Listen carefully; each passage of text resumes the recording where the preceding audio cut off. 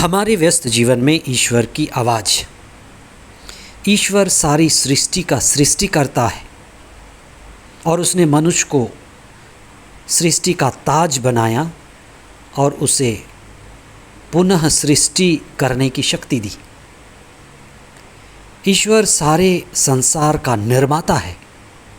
उसने मनुष्य को सृष्टि का ताज बनाया और इस सृष्टि के सह निर्माण में मनुष्य का योगदान चाहता है, इसलिए मनुष्य को सह निर्माता कहा जाता है। 21वां सामान्य सप्ताह 31 अगस्त 2024 शनिवार। पहला पाठ कुरिन्थियों के नाम संत पौलुस का पहला पत्र अध्याय 1 पद संख्याएं 26 से 31 तक और संत मत्ती का सुसमाचार अध्याय 25 पद संख्याएं 14 से 30 तक। धर्मशास्त्र में व्यवसाय करने का अर्थ है सृष्टि के कार्य को जारी रखने में योगदान, सृष्टि का देखभाल करना। आज के दृष्टांत में राजा अपने सेवकों को अलग अलग योग्यता के हिसाब से उनको धन देता है और वह चाहता है कि वे व्यवसाय करें, कारोबार करें, उत्पादन करें, व्यवसाय करें, वितरण करें। ईश्वर देखना चाहता है कि कितनी जिम्मेदार है। ईश्वर हर एक व्यक्ति को देखना चाहता है कि हम कितने जिम्मेदार हैं। जो व्यक्ति कंपनी चलाते हैं, व्यवसाय चलाते हैं, वे अक्सर ये कहते हैं काम की कमी नहीं है, लेकिन जिम्मेदारी पूर्वक काम करने वाले की कमी है। काम की कमी नहीं है, लेकिन जिम्मेदारी पूर्वक, ईमानदारी पूर्वक काम करने वाले की कमी है। जिसे जितना मिला है उससे उसका हिसाब मांगा जाएगा। आध्यात्मिकता में भी ये बात है। कई बार आध्यात्मिकता की आड़ में यह देखा जाता है कि हम प्रार्थना तो बहुत करते हैं, लेकिन उद्यम नहीं करते, उद्यमी भाव नहीं है, कठिन मेहनत नहीं करते।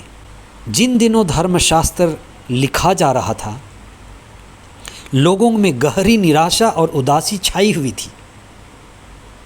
यह बात फैला हुआ था कि क़यामत के दिन आने वाले हैं, दुनिया का अंत होगा। फिर लोग गहरी निराशा में जाने लगे, सदमे में जाने लगे। ये संदेश फैल रहा था, सबका अंत होने वाला है, फिर कठिन मेहनत की क्या आवश्यकता।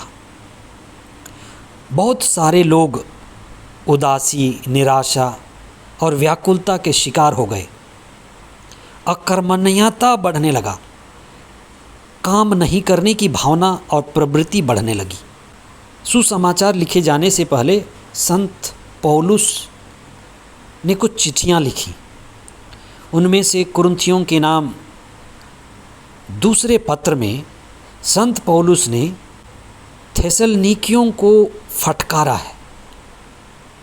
थेसलोनिका की कलीसिया और वहाँ के रहने वाले लोगों को उन्होंने दूसरे पत्र में डांट फटकार लगाई है, क्योंकि वहाँ उन्होंने देखा कि बहुत सारे लोग काम नहीं कर रहे हैं, मेहनत नहीं कर रहे हैं और दूसरों के काम में भी बाधा डाल रहे थे।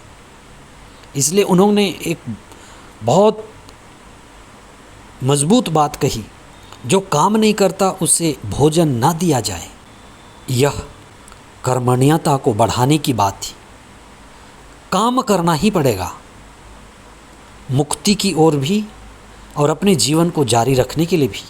और ईश्वर हमें जानता है, अपनी योग्यता के अनुसार हमें अवसर मिलते हैं और मौका मिलता है। इसलिए आप अपने इस जीवन को एक अवसर की तरह देखें, मौके की तरह देखें कि ये जीवन हमें चेतना में जागने के लिए मिला हुआ है और आध्यात्मिक उन्नति करने के लिए, अपने जीवन की व्यवस्था को सही करने के लिए, ईश्वर से जुड़ने के लिए। इसलिए हम जिम्मेदार बने, पहले दो सेवक जिन्होंने अच्छा व्यवसाय किया, राजा ने उन्हें शाबाशी दी और बड़ी जिम्मेदारी दी। हम अपनी योग्यता को जानें, अपनी समझदारी बढ़ाएं, कुछ समय प्रार्थना के लिए समय निकालें, ईश्वर के साथ जुड़ें और कठिन मेहनत करें।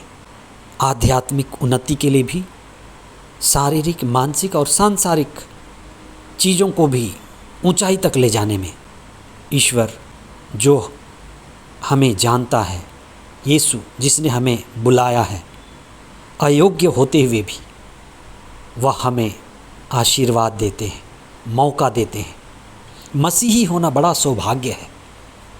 प्रभु के वचन को पढ़ना, ईसा को जानना, जिसे हमारी चेतना ऊंची उठती है और हमारी आँखें खुलती हैं और हमें अनंत जीवन का मार्ग दिखाई देता है और अपनी सारी ऊर्जा हम मुक्ति की ओर लगाते हैं। ईश्वर को हृदय से धन्यवाद दें और कठिन मेहनत जारी रखें। आमीन।